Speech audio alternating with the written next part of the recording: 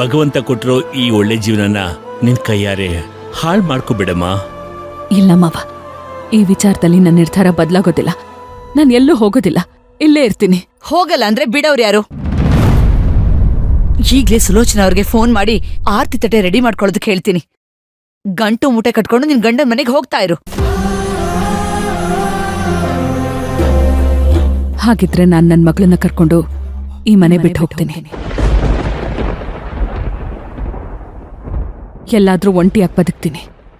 ಪಲ್ಲವಿ, ಕೊಟ್ಟ ಹೆಣ್ಣು ಕುಲಕ್ ಹೊರಗೆ ಅನ್ನೋ ತರ ಮಾತಾಡ್ತಿದ್ದೀರಾ ಅತ್ತೆ? ಆಯ್ತು ಬಿಡಿ, ನಿಮ್ಗೆ ಯಾರಿಗೂ ಭಾರ ಆಗಿ ನಾನಿಲ್ಲಿರಲ್ಲ. ಪಲ್ಲವಿ, ಬಳ್ಳಿಗೆ ಯಾವತ್ತೂ ಕಾಯಿ ಭಾರ ಆಗಲ್ಲಮ್ಮ. ಪಲ್ಲವಿ, ನೀನ್ ಅನು ಬಗ್ಗೆ ಯೋಚನೆ ಮಾಡ ತಪ್ಪಲ್ಲ. ಆದ್ರೆ ಒಂದೇ ಒಂದ್ಸಲ ಆ ತೇಜು ಬಗ್ಗೆನೂ ಯೋಚನೆ ಮಾಡು. ಹೌದು ಪಲ್ಲವಿ, ಆ ಮಗು ನಿನ್ನ ತಾಯಿ ಅಂತ ತುಂಬಾ ಹಚ್ಕೊಂಡಿದೆ. ತೇಜು ಮನ್ಸ್ಗೆ ಅದೆಷ್ಟು ಆಘಾತ ಆಗಿರುತ್ತೋ ಏನೋ. ಹೌದಮ್ಮ, ಅವನ್ ಯಾರೋ ಬಂದ ಹೋದ, ಬಿಟ್ಟಾಕ ಅವನ್ ಚಿಂತೆ.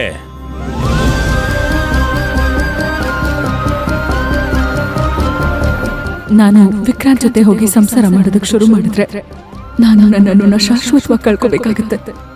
ನಿಮಗಿದನ್ನ ಹೇಗೆ ಅರ್ಥ ಮಾಡಿಸ್ಲಿ? ಪಲ್ಲವಿ, ನಿನ್ ದಮ್ಮಯ್ಯ ಅಂತೀನಿ. ನೀನ್ ಗಂಡನ ಮನೆಗೆ ಹೋಗಮ್ಮ, ನಿನ್ ಕೈ ಮುಗಿತೀನಮ್ಮ. ಮಾವ, ಬೇಕಾದ್ರೆ ನಿನ್ ಕಾಲಿಡ್ತೀನಮ್ಮ. ಏನ್ ಮಾವ ಇದೆಲ್ಲ?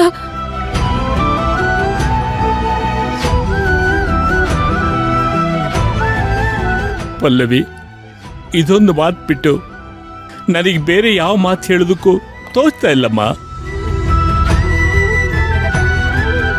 ನನಗೆ ಹೇಗೆ ಒಪ್ಪಿಸ್ಬೇಕು ಅಂತ ನನಗೆ ಗೊತ್ತಾಗ್ತಾ ಇಲ್ಲ.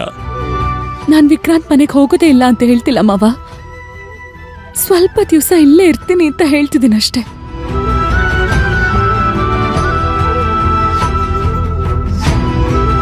ನಾನು ಹೇಳೋವರೆಗೂ ನನ್ನನ್ನು ಕೇಳ್ದೆ ನೀವ್ ಯಾವ ನಿರ್ಧಾರನೂ ತಗೊಳ್ಳೋದು ಬೇಡ. ಆ ಸ್ವಲ್ಪ ದಿನದಲ್ಲೇ ತುಂಬಾ ಭಿನ್ನಾಭಿಪ್ರಾಯಗಳು ಬರುತ್ತೆ ಪಲ್ಲವಿ. ಆಮೇಲೆ ಸಂಬಂಧ ಹಾಳಾಗುತ್ತಮ್ಮ. ಆಮೇಲೆ ವಿಕ್ರಾಂತ್ ನಿನ್ನ ಒಪ್ಕೊಳ್ದೆ ಹೋದ್ರೆ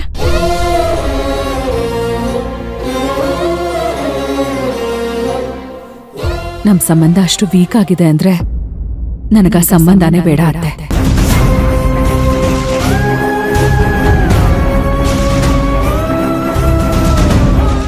ಪಲ್ಲವಿ, ಅತ್ತೆ ಪ್ಲೀಸ್, ಪದೇ ಪದೇ ಅದೇ ವಿಚಾರ ಮಾತಾಡಿ ನನ್ಗೆ ಹಿಂಸೆ ಕೊಡ್ಬೇಡಿ. ನೀವ್ ಯಾರು ಎಷ್ಟೇ ಹೇಳಿದ್ರು ನನ್ ಮಕ್ಳಿಗಿಷ್ಟ ಇಲ್ದಿರೋ ಕೆಲ್ಸನ ನಾನ್ ಮಾಡೋದಿಲ್ಲ.